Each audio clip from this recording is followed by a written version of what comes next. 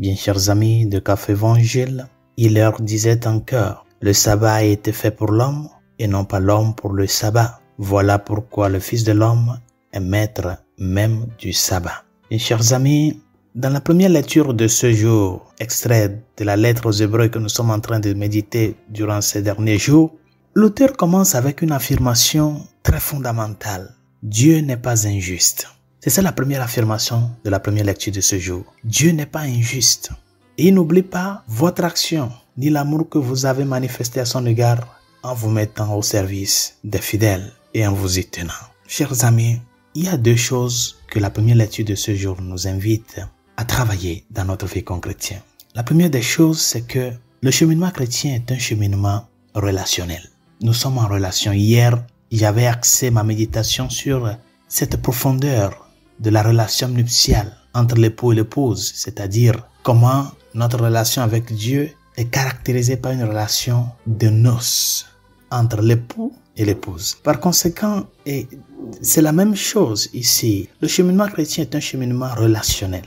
Et dans ce cheminement, il y a quelqu'un qui prend l'initiative. C'est Dieu. Et ce Dieu qui prend l'initiative, chers amis, c'est le Dieu de la justice. Et qu'est-ce que la justice de Dieu? En quoi se manifeste la justice de Dieu? Dans le fait qu'il a pris sur lui le devoir de nous faire récupérer ce que nous avons perdu par le péché. Dieu nous a fait justice. Et toute l'histoire du salut est une histoire de justice. La justice de Dieu.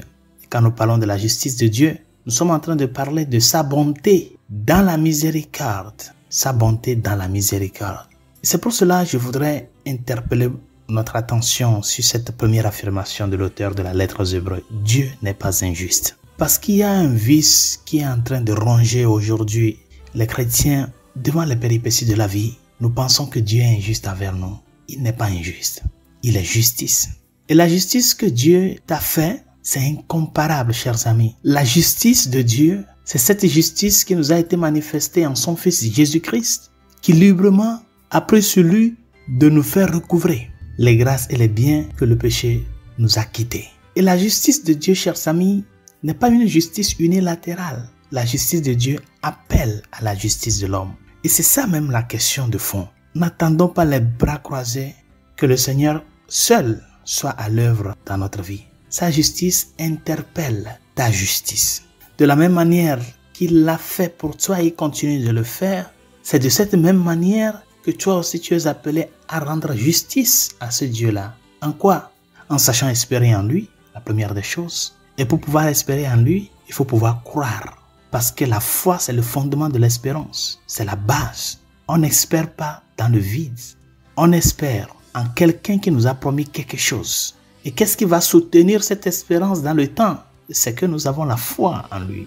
Prenons l'exemple d'un prêt de banque. Quand tu vas pour faire un prêt à la banque, pourquoi la banque te fait le prêt? Parce que la banque a confiance que tu vas rembourser. Mais comment la banque a confiance que tu vas rembourser? C'est pas les preuves que tu lui as données que tu es solvable. Par exemple, tu as présenté une caution ou la banque se fonde sur certaines données sur ta personne. Tu as un compte courant chez eux. Ils savent comment sont tes mouvements bancaires. Donc, la banque a suffisamment confiance que si je fais ce prêt-là à telle personne, avec toutes les conditions là que nous avons, elle va nous rembourser. C'est-à-dire, il y a une confiance interpersonnelle entre la banque et le débiteur. Tu as confiance à la banque qui va te faire le prêt, qui va te satisfaire.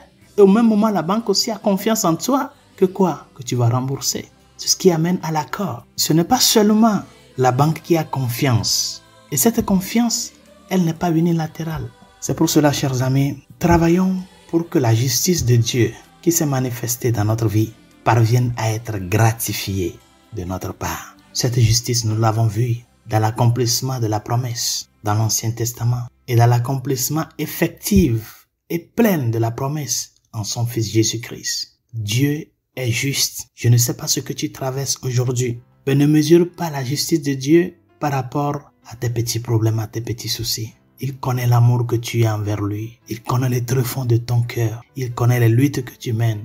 Tu crois qu'il va fermer ses entrailles d'amour et de grâce sur toi? Il ne le fera pas. Je te comblerai de bénédictions. Je multiplierai ta descendance. Ce qu'il a dit à Abraham, il l'a accompli. Il nous a promis le salut. Il l'a accompli. C'est pour cela, que le Christ dise dans l'évangile de ce jour qu'il est lui-même maître du sabbat. C'est pour nous montrer que dans notre vie, personne ni rien ne peut nous conditionner si nous sommes des chrétiens. Ne nous laissons pas cloîtrer par nos peurs, nos doutes, qui nous amènent des fois à oublier la grandeur, la largesse, la hauteur et la profondeur de l'amour de Dieu. Des fois, nous nous mettons dans certains blocages, dans certains blocus, dans la préoccupation de ce que serait demain. Et nous oublions que nous sommes déjà dans l'abondance. Apprenons à prendre ce peu-là que le Seigneur nous a donné, à le partager aussi.